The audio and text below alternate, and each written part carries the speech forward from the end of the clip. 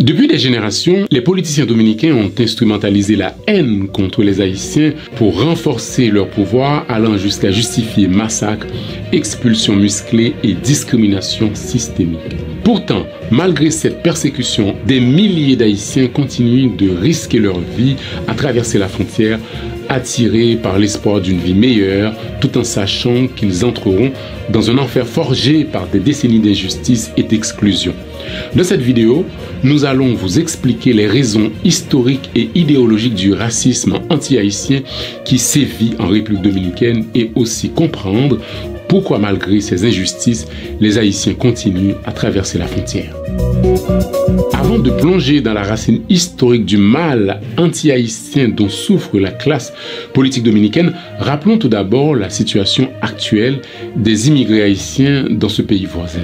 La vie des immigrés haïtiens en République dominicaine a toujours été un calvaire. Mais ces dernières années, le calvaire s'est transformé en cauchemar.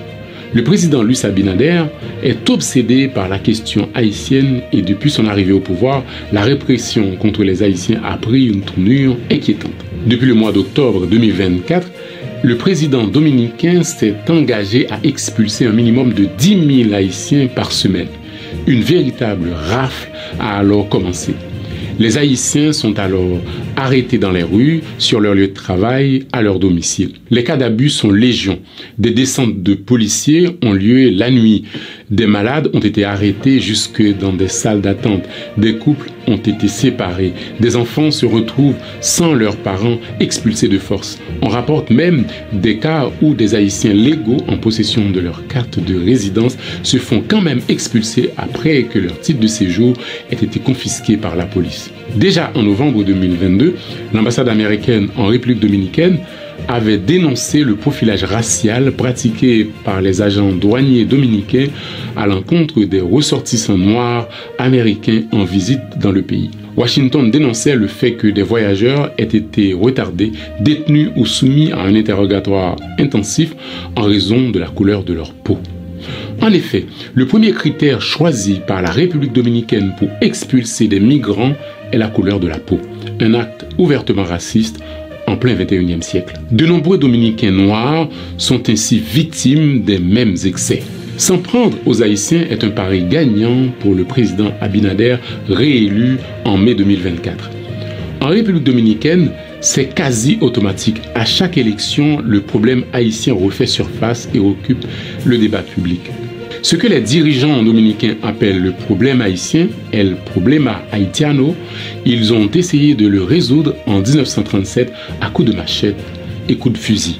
Avec cette situation insupportable, pourquoi les Haïtiens continuent de risquer leur vie, d'accepter l'humiliation et la violence chez le voisin? Nous allons tenter d'apporter quelques éléments de réponse à cette question, mais avant tout, essayons de contextualiser la situation avec quelques éléments historiques. Pendant longtemps, la plus grande partie des travailleurs haïtiens en République dominicaine étaient des coupeurs de canne, les braceros comme on les appelle.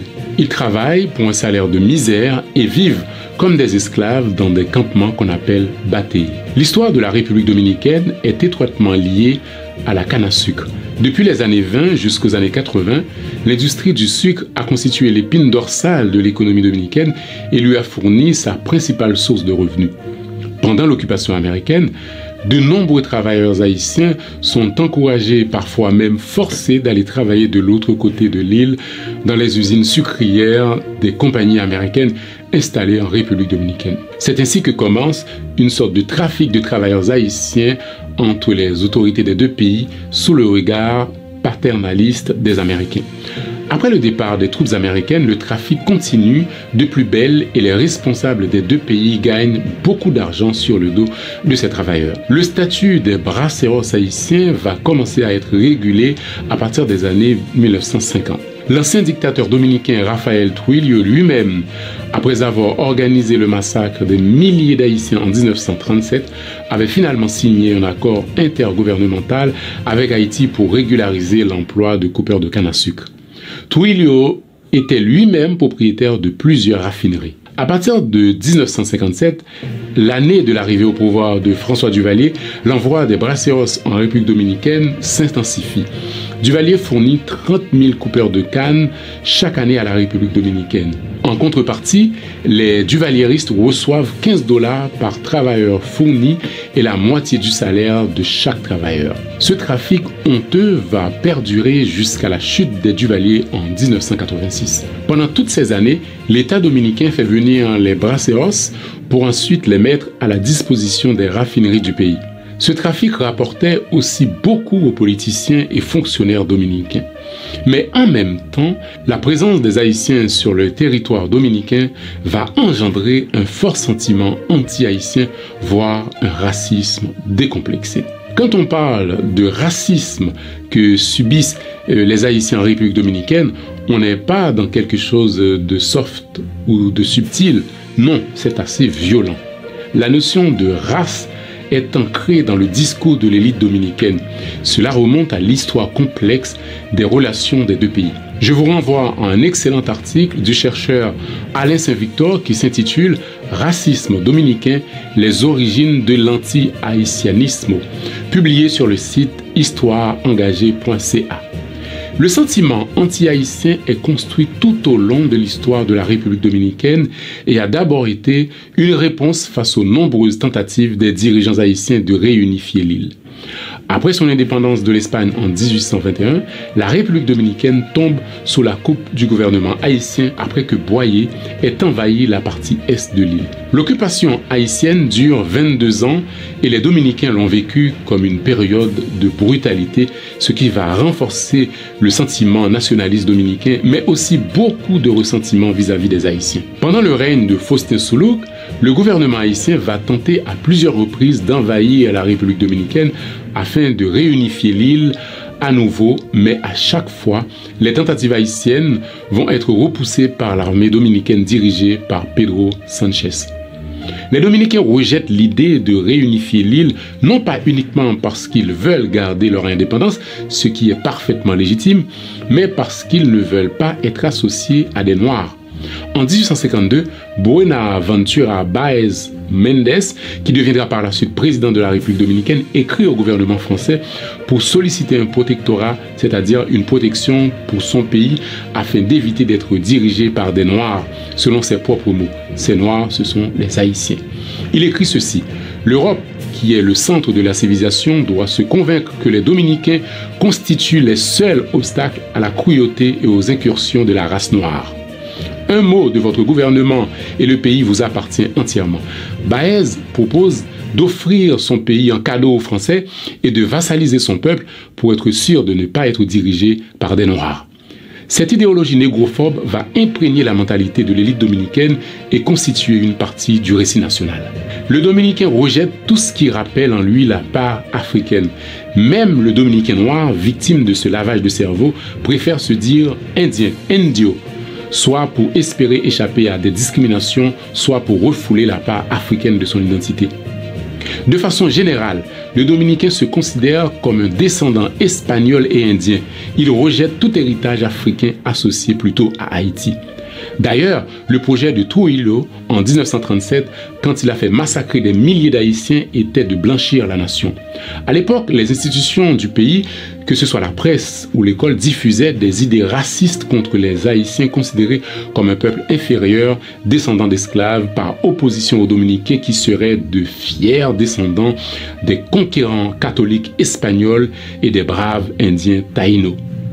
Les références identitaires du Dominicain sont le catholicisme, la culture espagnole, les taïnos qu'ils accaparent tout en déniant à Haïti cette part indienne. Pour lui, l'haïtien est le noir, l'africain. Quand le mouvement indigéniste haïtien tend à assumer et à affirmer avec force et fierté la part africaine de l'identité haïtienne, le mouvement indigéniste dominicain tend à contrario à affirmer la part indienne et accessoirement espagnole de la culture dominicaine. C'est pour cette raison que l'un des plus grands leaders noirs dominicains, Francisco Peña Gómez, malgré sa popularité et sa légitimité, a été victime de racisme pendant toute sa carrière. Il a été rejeté par une partie de l'élite dominicaine tout simplement parce qu'on le soupçonnait d'être d'origine haïtienne. C'est peut-être d'ailleurs à cause de cela aussi qu'il n'a jamais pu accéder à la présidence. Un film qui retrace sa carrière porte le titre évocateur d'El Color de la Noche, la couleur de la nuit. Ce titre est repris d'une phrase de Peña Gómez lui-même pour qualifier les discriminations qu'il a subies. Porque soy del color de la noche, parce que je suis de la couleur de la nuit. L'un des plus grands agitateurs de l'idéologie anti-haïtienne en République dominicaine a été l'ancien président Joaquim Balaguer. Il expliquait que les Haïtiens sont une menace pour la République dominicaine pour des raisons biologiques. Joaquim Balaguer, en bon disciple de Trujillo, ne mâchait pas ces mots. Dire qu'un groupe humain représente une menace biologique, c'est du nazisme pur et dur, et on sait ce que cela a déjà fait à l'humanité. L'élite dominicaine, consciente que les Haïtiens n'ont plus la capacité aujourd'hui d'envahir la partie est de l'île par des moyens militaires, craint une invasion pacifique des Haïtiens qui chercheraient à s'installer massivement dans leur pays. C'est cette vision qui conduit parfois à des déportations massives et à des actes de violence contre les immigrés haïtiens. Mais il y a un grand paradoxe tout de même. Quand il s'agit d'exploiter la main-d'œuvre bon marché que représentent les travailleurs haïtiens, les dirigeants dominicains, qui sont souvent de riches hommes d'affaires, font preuve d'une grande hypocrisie. Ils emploient sans vergogne dans leurs usines ceux-là même qu'ils stigmatisent. Mais attention, cela ne veut pas dire que le peuple dominicain soit raciste. La zone frontalière a pendant longtemps montré que Haïtiens et Dominicains peuvent cohabiter normalement. Les Dominicains sont manipulés par l'élite politique car eux-mêmes, quand ils sont noirs, sont victimes des agissements des autorités de leur pays. Mais c'est quand même compliqué d'aborder les questions liées au racisme quand celui-ci s'exerce entre des gens victimes d'un passé colonial douloureux. Parce qu'on pense souvent à tort que le racisme ne peut être le fait uniquement de l'Occident, de l'homme blanc. Le racisme des anciens opprimés peut revêtir parfois des formes aussi violentes que celles subies au cours de l'histoire. Donc revenons à la question de départ. Pourquoi les Haïtiens vont quand même en République dominicaine malgré l'enfer, les massacres, les injustices, les humiliations subies depuis des décennies? Avant de s'indigner et de crier grenadier à l'assaut, essayons de comprendre, parce qu'on pourra beau s'indigner, cela ne changera rien si on n'essaie pas d'abord d'analyser froidement la question. Il faut comprendre qu'il y a des raisons évidentes qui poussent les Haïtiens à émigrer en République dominicaine, malgré les violences subies. D'abord, la proximité géographique et le désespoir économique. La République dominicaine est la destination la plus proche pour les Haïtiens. Donc, ceux qui fuient la misère et les gangs et qui n'ont pas les moyens d'aller plus loin se retrouvent naturellement en République dominicaine. Et puis, comme je l'ai indiqué plus haut, la main-d'œuvre haïtienne est essentielle à l'économie dominicaine. Les Haïtiens, bien que maltraités, fournissent une main-d'œuvre bon marché indispensable à certains secteurs économiques en République dominicaine, notamment la construction, l'agriculture et les services. Même s'ils sont expulsés, beaucoup de travailleurs haïtiens reviennent rapidement en raison de la demande. En 2000, un brasseros haïtien dit à un journaliste du quotidien français Libération « La vie est dure dans les bâtés, mais à côté de l'enfer d'Haïti, c'est le paradis ». Aujourd'hui, 24 ans après, les travailleurs haïtiens diraient encore la même chose, malheureusement. Il faut savoir aussi que près d'un demi-million d'Haïtiens vivent illégalement en République dominicaine. Les Dominicains ne sont pas obligés d'être cléments ni accueillants. Quand le gouvernement haïtien exige respect et justice pour les migrants, on a envie de rire parce que c'est une vaste blague. On a envie de demander aux autorités haïtiennes, et si les Dominicains ne respectent pas les droits des Haïtiens, d'ailleurs c'est ce qu'ils font tous les jours, qu'allez-vous faire? Qu'est-ce que vous comptez faire? Ce qu'ils ne comprennent pas, ces nouveaux dirigeants, c'est que la politique, et surtout la politique étrangère, est une affaire de rapport de force. Quand vous ne pouvez pas peser dans la balance des négociations avec le voisin, quand vous n'avez pas de force de dissuasion, vous pouvez gesticuler et rappeler toutes les conventions internationales, cela ne changera rien. Vous n'êtes pas en capacité de négocier quoi que ce soit. Quand quelqu'un vous étrangle et que cela lui fait plaisir, vous ne pouvez pas lui demander gentiment d'arrêter. Pourquoi le ferait-il si vous ne pouvez même pas lui arracher un cheveu? Donc, la tragédie des Haïtiens en République dominicaine ne se limite pas seulement aux abus qu'ils subissent de l'autre côté de la frontière. elle est aussi profondément enracinée dans la faillite honteuse de la classe politique haïtienne. Pendant des décennies, les dirigeants haïtiens ont laissé pourrir la situation, préférant profiter de ce trafic de misère, celui des braceros, plutôt que de bâtir un État viable pour leur peuple. Au lieu de s'attaquer à la pauvreté et de créer des opportunités économiques pour empêcher l'exode massif de leurs concitoyens, ces politiciens corrompus ont détourné des millions de dollars, certains allant même jusqu'à investir cet argent volé dans des entreprises en République dominicaine, causant ainsi un fossé encore plus profond entre les deux nations. Ce manque de vision, d'intérêt et de volonté politique a condamné des générations d'Haïtiens à chercher refuge dans un pays où ils sont systématiquement humiliés et persécutés. La classe politique haïtienne est tout autant complice de la souffrance de ces immigrés. Les dirigeants haïtiens devraient avoir honte de parler au nom d'Haïti et de s'octroyer des titres de ministre ou je ne sais quoi.